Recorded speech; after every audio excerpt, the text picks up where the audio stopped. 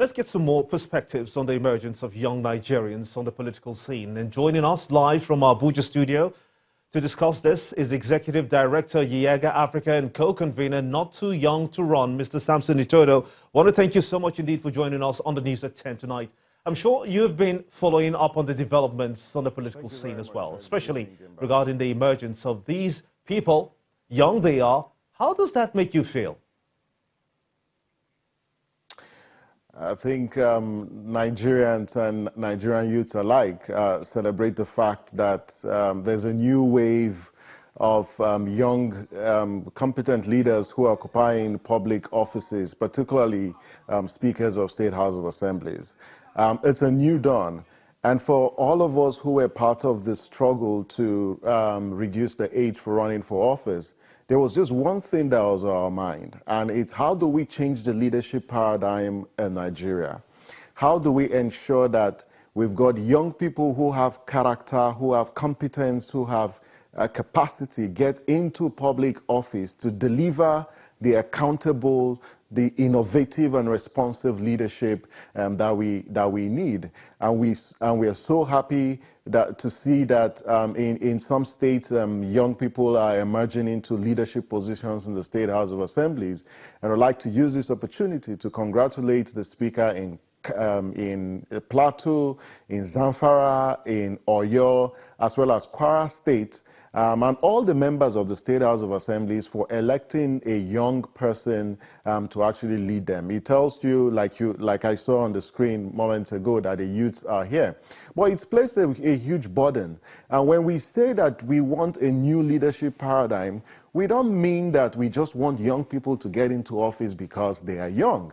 These young people have got some value that they bring to the leadership table. And we will see a new paradigm in legislative governance in this State House of Assemblies where you've seen young people, or even in the House of Reps where there are about 13 young people who are under 35 currently in the House of Representatives. So we celebrate, but this is, though unprecedented, but it's still a very minute figure, because there are just about 6% youth representation across the entire country, where you have over 1,558 elective offices that were contested for in the 2019 general elections. This is very, very small. We are getting there, but I'm glad that the country is beginning to see the value of getting young people with fresh ideas, with energy, with resilience, with creativity and innovation to just positively disrupt public governance.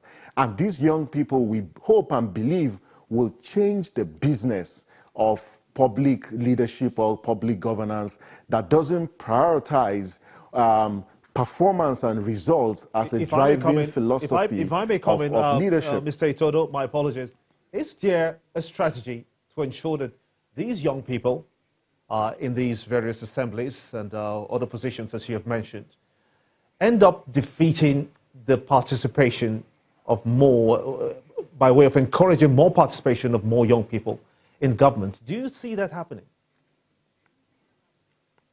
Yeah, you see, we are very concerned. There's a lot of pressure, and since they are emergent, because these young people who are in leadership position today have that generational burden of performing, because they will, how they perform, it will inform or impact on the number of young people that are given more opportunities to actually run for public office. And that's why when we hosted the Convergence 1 and the Convergence 2 a couple of weeks ago, where we brought 300 young elected officials, we brought them together in Abuja for 2 days and talking about how to demonstrate leadership and how to ensure effective constituency engagement and preparing them for leadership. We are very, very optimistic that these new leaders that have emerged are going to perform, and they will change the business of public governance or legislation.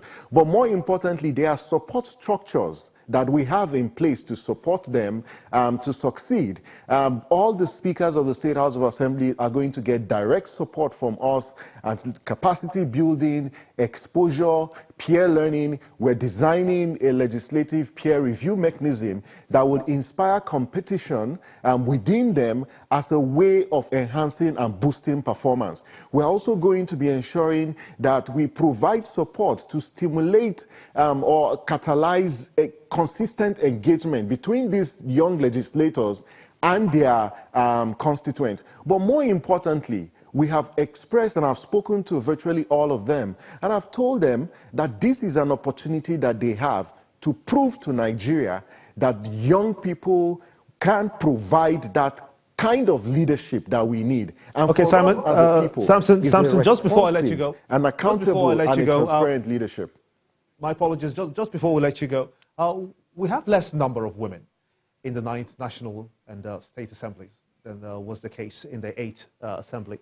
How do you think that the women can push for more representation going forward? I don't think we have to wait for women to push for more representation. I think our political parties should bury their faces and their heads in shame with the number of women that got party nominations. A lot of women aspired to run for office. But how did the parties actually treat them? For some of them, they didn't avail them forms for purchase, or some of them were asked to bury their ambition because they are women. Political parties must understand that for you to make progress as a society or as an organization, you need to involve women. And that is why with the EU report and all the advocacy by different civil society organizations and stakeholders, the 9th Assembly has a responsibility to ensure that the Equal Opportunities Bill, as well as other legislations that encourage and increase women participation, are passed by this National Assembly. And that is a legacy that they must leave behind. The 8th Assembly failed, but this 9th Assembly has an opportunity to leave a lasting legacy by providing legislation that boosts and guarantee the participation of women and persons with disability in the political process. Executive Director, Yiaga Africa, and co-convener Not Too Young to Run, Mr. Samson Itodo, many thanks indeed for talking to us here on the News at 10.